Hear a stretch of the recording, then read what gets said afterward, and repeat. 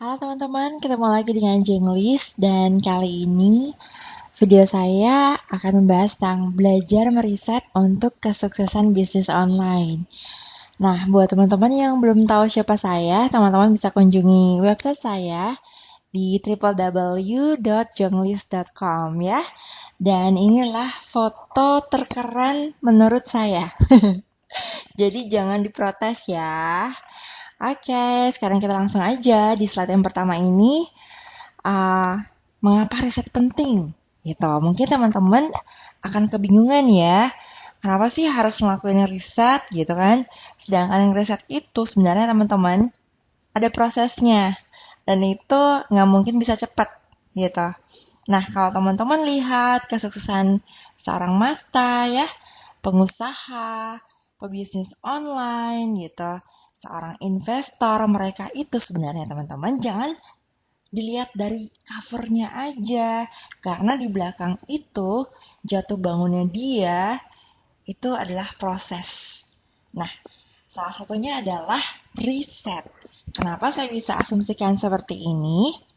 Karena tadi siang sampai menjelang sore ya, menjelang malam maksud saya bertemu dengan para Masta.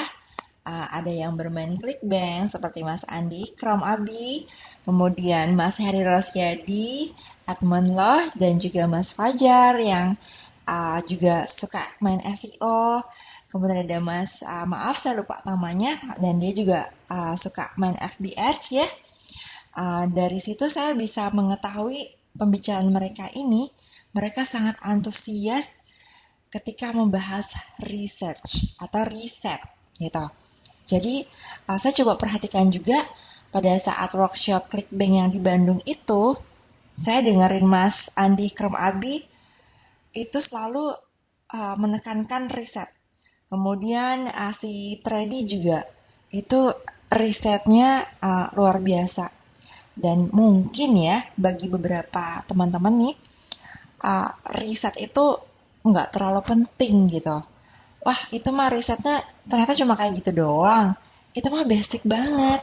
Padahal teman-teman, riset yang basic inilah fondasi awal dari kesuksesan sebuah bisnis online. Ibaratnya teman-teman, mau membangun rumah semewah apapun itu, dia berdiri di atas tanah, kemudian bahannya itu dari semen ya, pasir, kemudian ada airnya, bisa terbuat dari bata juga kan, kemudian atau batako. Nah, itu basicnya itu yang suka dilupakan oleh teman-teman. Teman-teman hanya melihat yang sudah jadi aja gitu loh. Jadi saya sarankan buat teman-teman ketika melihat atau membaca sebuah sales letter, jangan lupakan yang namanya mereka punya proses ya. Mereka sudah menjalani prosesnya. Jadi jatuh bangunnya, berdarah-darahnya, luka-lukanya itu nggak kelihatan.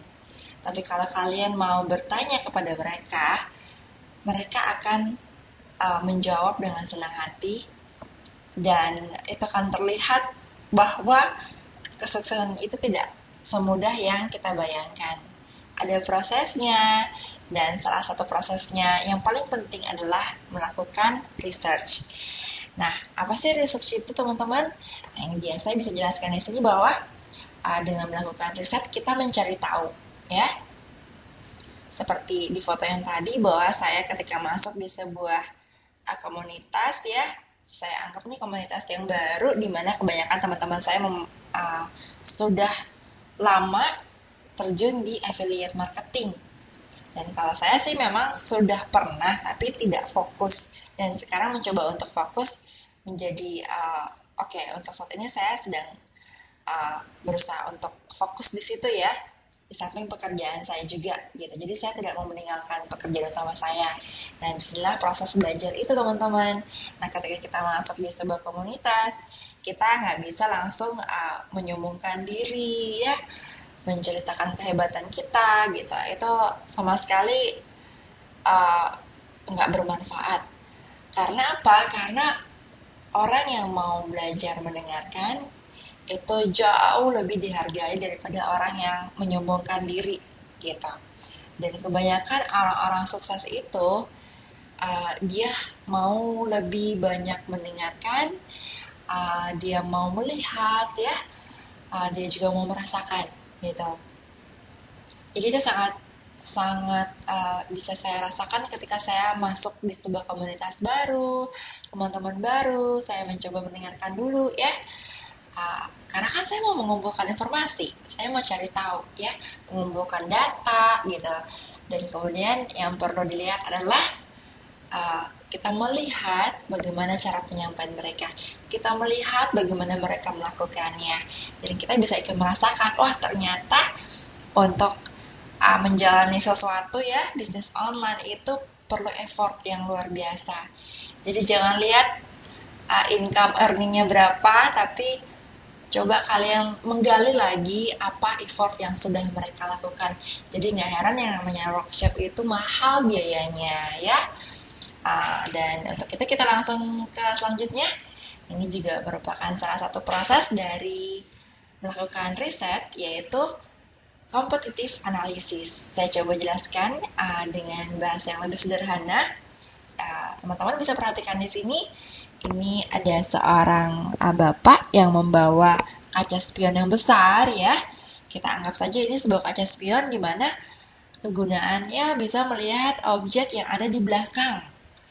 Nah, tapi kaca spion ini saking besarnya, bapak ini tidak bisa melihat ke depan, sedangkan dia sedang berjalan maju ke depan ya, di atas sebuah kendaraan bermotor.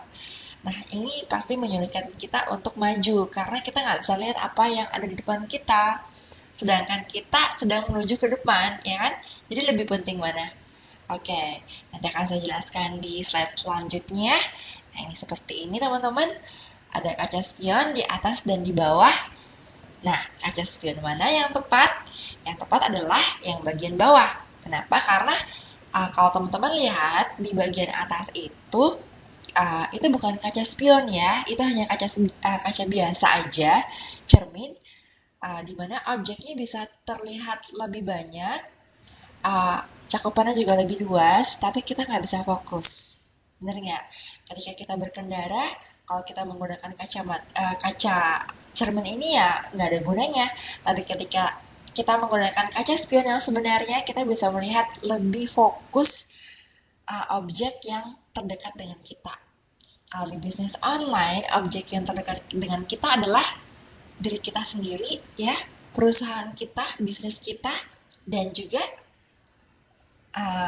kompetitor kita. Jadi yang perlu teman-teman perhatikan adalah dari ilustrasi ini, dengan kaca spion kita bisa melihat keberadaan dari kompetitor ya. Kita nggak mau kalah dari kompetitor, bukan? Nah, jadi kita harus memeriksa diri ya, introspeksi diri, kekurangan kita di mana, kelebihan kita apa. Kemudian kompetitor juga begitu, kita lihat kelebihannya apa, kekurangannya apa. Nah, dengan demikian kita bisa menjaga jarak, kita bisa ngelambung juga ya, kalau naik kendaraan bermotor kita bisa ngelambung. Nah, itu ngelambungnya pun bisa cepat, bisa juga lambat. Kita harus hati-hati jangan sampai terjadi tabrakan. Nah, itu dia gunanya dari kaca spion.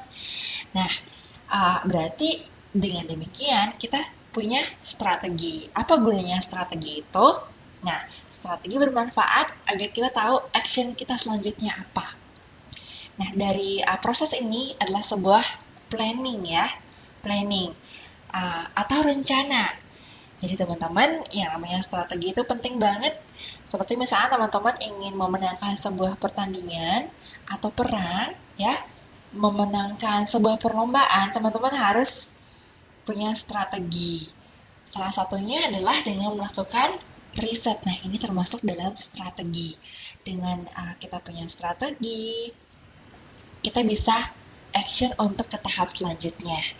Nah, setelah kita melakukan research, apakah informasi yang sudah kita kumpulkan itu kita gunakan semuanya? Kalau kita gunakan semuanya, kita akan overload ya. Nah, pasti kita akan memilah mana yang kita prioritaskan, mana yang belum kita prioritaskan. Jadi, ibaratnya seperti membersihkan beras ya. Kalau sekarang sih teman-teman mungkin taunya makan nasi itu udah bersih aja. Nah, tahu nggak kalau sebelum beras itu bersih ya, itu ada orang yang membersihkannya. Misalnya ibu-ibu ini ya, yang terlihat gambar, atau mungkin asisten rumah tangga kita yang membersihkannya, gitu. Atau ibu kita yang membersihkannya. Jadi teman-teman sebelum beras itu dicuci, itu harus dipilah dulu dengan cara seperti ini yang terlihat di gambar ya. Nah, ini memang cara tradisional, tapi sampai saat ini masih dilakukan, dan ini juga dilakukan oleh ibu saya. Dan saya juga sih kalau masak nasi ya melakukan hal seperti ini gitu. Dan ini ada manfaatnya juga teman-teman. Jadi kotoran-kotoran dari beras ya, misalnya biji, kemudian kulitnya ya, atau ada binatangnya, itu bisa terlempar keluar gitu. Jadi ini memudahkan buat yang mau makan nasi bersih. Nggak mungkin dong kita mau makan nasi yang ada batunya kan, atau ada binatangnya. Nah, jadi tujuannya adalah seperti itu. Nah, ketika kita membuat suatu research ya, melakukan research, itu karena kita punya tujuan teman-teman. Jadi para pengusaha sukses ya, pebisnis online, mereka melakukan research sebelumnya karena mereka sudah ada tujuannya, goalnya sudah ada. Mereka sudah setting goalnya, membuat perencanaan, dan itu termasuk dalamnya adalah strategi, kemudian action ya, get to work, kemudian stick to it. Ini maksudnya adalah mereka konsisten, karena nggak bisa ketika kita melakukan riset kemudian berhenti begitu aja, enggak. Tapi ketika riset dilakukan, kita action dan evaluasi, kemudian kita melakukan analisa kembali, dilakukan lagi planningnya apa, dievaluasi, dan itu harus konsisten sehingga goal yang dicapai itu bisa dalam waktu yang sesingkat-singkatnya ya. Itu tergantung dimana kita konsistennya, kedisiplinannya ya. Saya juga ya bisa dibilang saya kurang disiplin juga sih kadang-kadang, tapi saya berusaha untuk bisa mengatur jadwal lebih baik lagi ya. Jadi harus ada skala prioritasnya teman-teman. Nah, kenapa kita harus melakukan riset? Salah satunya adalah kita bisa tahu produk kita ini mau dijual buat siapa, ya kan? Jadi target market kita yang spesifik itu seperti apa sih? Jadi teman-teman harus tahu juga. Jangan sampai kita sudah mengumpulkan traffic, tapi ternyata tidak ada pembelinya, atau pembelinya hanya sedikit. Nah, bisa jadi traffic itu tidak potensial gitu ya, kurang potensial. Dan ini adalah quotes yang bagus teman-teman, bahwa ketika kita menjual produk ya, menawarkan produk kepada orang lain itu membeli bukan karena apa yang kita lakukan, tapi mereka punya rasa ingin tahu kenapa kita menjual produk itu ya, kenapa kita melakukan promosi produk itu. Mereka ingin tahu gitu, bukan karena kita menjual gitu, enggak, tapi karena itu produk itu benar nggak ya, itu benar-benar berhasil nggak ya produknya, kualitasnya bagus nggak ya. Nah, seorang model iklan pun begitu. Misalnya seorang artis ya, menjadi bintang iklan sebuah produk atau sebuah jasa. Teman-teman pasti bertanya-tanya dalam hati, kenapa sih dia mau ya? Apa karena bayarannya atau memang produknya bagus? Apalagi jika artis itu dengan sangat percaya diri, kemudian sangat meyakinkan bahwa produk itu berkualitas baik, pasti teman-teman ingin beli, benar nggak? Nah, dan juga dengan melakukan riset teman-teman, kita itu mengumpulkan informasi ya, pengetahuan, dan ini berguna untuk mempertahankan, membina yang namanya customer itu. Karena saya nggak bilang gampang juga ya untuk bisa mendapatkan customer, tapi jauh lebih sulit ketika kita mempertahankan customer yang loyal, customer yang potensial. Karena yang namanya marketing, yang namanya bisnis, itu persaingan nggak ada berhentinya. Jadi mungkin teman-teman sudah merasa puas, tapi sebaiknya jangan cepat berpuas diri karena yang namanya persaingan di dalam marketing dan bisnis itu berjalan terus ya. Jangan sampai nanti ketinggalan kereta. Bisa jadi customer kita digait sama kompetitor. Nah, kurang lebih seperti itu teman-teman. Terima kasih banyak ya untuk atensinya. Jika ada pertanyaan bisa langsung inbox saya di facebook.com/jeng.com, bisa di add. Berhubung saat ini friendly saya belum sampai 5.000, berarti masih ada kesempatan buat teman-teman. Dan jika teman-teman berminat, bisa kasih jempolnya di fanpage saya di facebook.com/jenglis ya. Dengan sukarela aja loh, saya nggak maksa, oke?